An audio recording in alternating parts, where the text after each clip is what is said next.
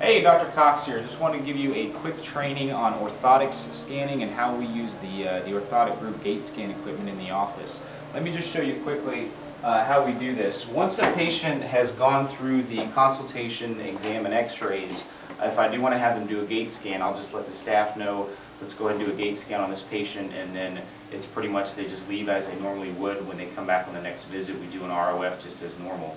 It's very simple to load a patient in here. This is the computer, the printer, and the pressure plate that comes with the system.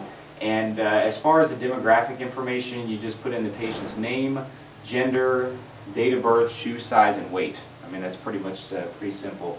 And then there's just a couple buttons here, and once you've done this once or twice, it's like riding a bike. It's just easy to do. So what we do is we start off, we tell the patient, of course, that we want them barefoot. Now, if they have on a very thin sock, or like pantyhose on women is fine, but if someone has on, you know, thick athletic socks or thick cotton socks, we want them to shoot the shoes and socks off so that it's an accurate reading. We start off by doing, now this is a measurement that we've already done on Tanya. Tanya is one of my CAs, and she's going to be our patient today. So the way we do this, Tanya, go ahead and kick your shoes off. This is Tanya, by the way. Hello. And the way we've got this oriented is I always have the plate facing away from the screen. I don't necessarily want the patient watching their feet on the screen, because then they kind of start to bias their answers. They can shift their weight back and forth. So we just tell them stand on the plate, and then we hit the record button here, and we take a picture of the foot. Boom, there it is. Pretty simple, and you can see over here that there's a picture of the patient's foot. And if they do have on pants, oftentimes we'll have them roll up the pant leg so that the pant leg doesn't drag the back of the heel back here, because that will show up that the plate is incredibly sensitive.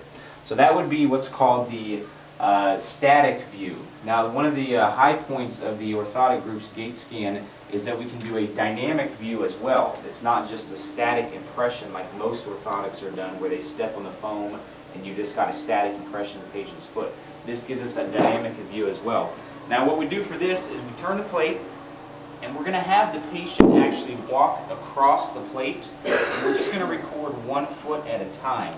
And the way that we usually do this is we'll actually demonstrate it one time for the patient so they can get an idea of how it's done. Most people don't get it right the first time, so we'll have the patient start out here in the hallway, and we tell them just a nice natural gait. I want you to walk as naturally as possible. We want to get a representative sample of your gait as you walk across. So as I come through, and we basically just do 1 foot at a time. Obviously, I've got shoes on, so we wouldn't be doing this with shoes.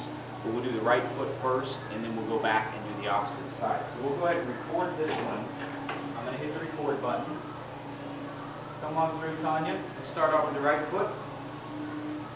She's a pro. Look at that. I mean, she's done this before. So that was beautiful. Then we'll go back and do the opposite side. Typically what we'll do here is we'll scoot the plate over just a hair. That way the patient doesn't have to swerve off course.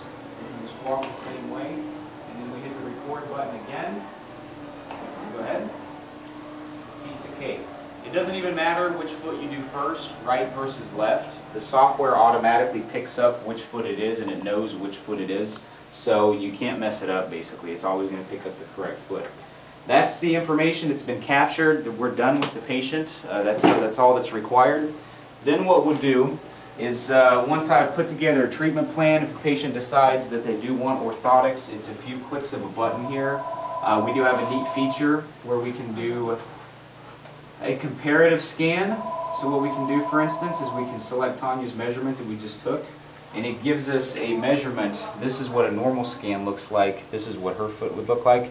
We actually print this off, and I can show this to the patient.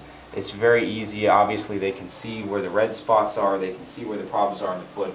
It's not a hard sell. It's very, I mean, it's simple, it's easy, and a patient can see very easily exactly what's wrong with the foot.